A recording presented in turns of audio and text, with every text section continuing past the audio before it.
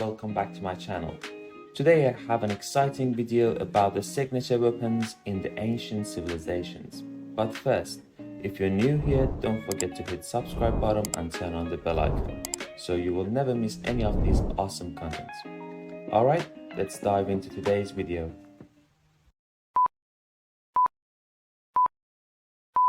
From the dawn of history, humans have always found new creative ways to conquer and eliminate each other.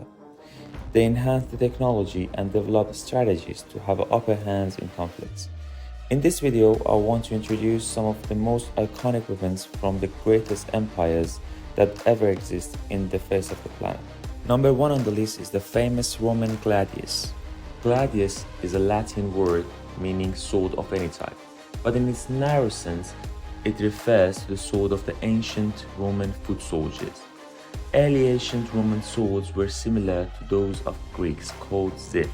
This sword was used until the 3rd century BC, until it was substituted by a Celtic sword, but new variants of gladius were used from the 1st century AD, such as Mainz gladius and Pompey gladius. It was a light sword and proved very effective in the close combats. At last, in the 3rd century AD, the Roman infantry replaced the gladius with the spada. Number 2 on the list is the Roman hoplite spear. Hoplites were citizen soldiers of ancient Greek city-states who were primarily armed with spears and shields. Hoplite soldiers used the phalanx formation to be effective in war with fewer soldiers. Most hoplites were not professional soldiers and often lacked sufficient military training. So the formation discouraged the soldiers from acting alone, for this would compromise the formation and minimize the strain. We can see hoplite spear in almost every drawing from the Greeks, which indicate it was their main weapon. The third weapon on our list is the Egyptian khopesh. A typical khopesh is 50 to 60 centimeters in length, although smaller examples also exist. Either way, it was really efficient. The inside curve of the weapon could be used to trap the opponent's arm or to pull an opponent's shield out of the way. These weapons changed from bronze to iron in New Kingdom period. The earliest known depiction of the khopesh is from the Stele of the Vulture, depicting King Aniatem of Lagash wielding the weapon. This would date the khopesh to at least 2500 BC. The blade is only sharpened on the outside position of the curved end. The khopesh evolved from the ellipson or similar crescent-shaped axe that were used in warfare. At last it fell out of use around 1300 BC. Number 4 is one of the most astonishing weapons of all times, Japanese katana.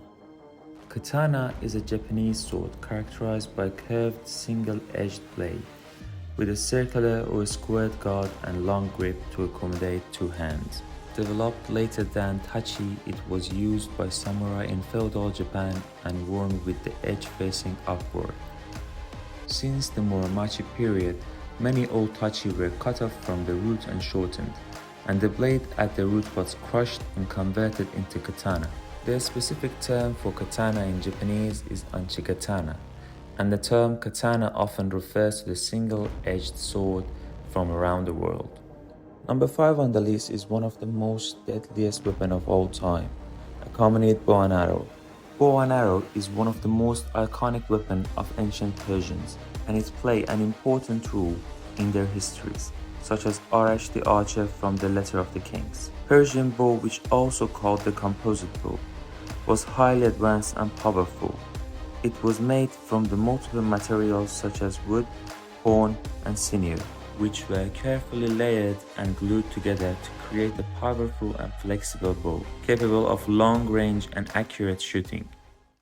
Thank you for tuning in my video, guys. I hope you enjoyed it and found it informative. Before I wrap it up, I want to express my sincere gratitude to all of our viewers and their continued support. Remember to like, comment, and subscribe to my channel to stay updated with my latest videos. Thank you once again for joining me on this journey.